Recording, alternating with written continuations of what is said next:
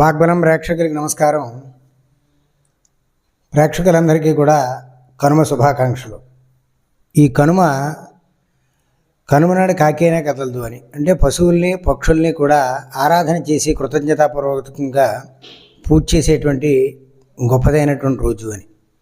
అయితే ఈ 2 రోజుల నుంచి కూడా భోగి, కనుమ, సంక్రాంతి కూడా చక్కగా మృష్టాన్న భోజనం, బహువిధాలైనటువంటి పిండి వంటలు కూడా భోజనం చేసిన తర్వాత కొంత విశ్రాంతి తీసుకోవాలి అనే సందర్భంలో ఈ కనుమ అనేటువంటిది పెట్టారేమో. అంతేకాదు కనుమనాడు మినుము కొరకాలి అనే ఒక శాస్త్రం ఉంది.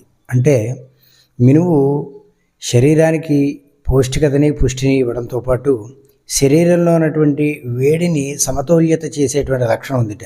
అందువల్ల ఖచ్చితంగా ఈ రోజున మినుముతో చేసినటువంటి పదార్థాలు, గారెలు లాంటివి తినాలి అని మనకి పెద్దలు చెబుతూ ఉంటారు. అంటే శాస్త్రంతో పాటు సంపూర్ణమైనటువంటి ఆరోగ్య లక్షణాలు కూడా మనకు చెప్పబడ్డాయి.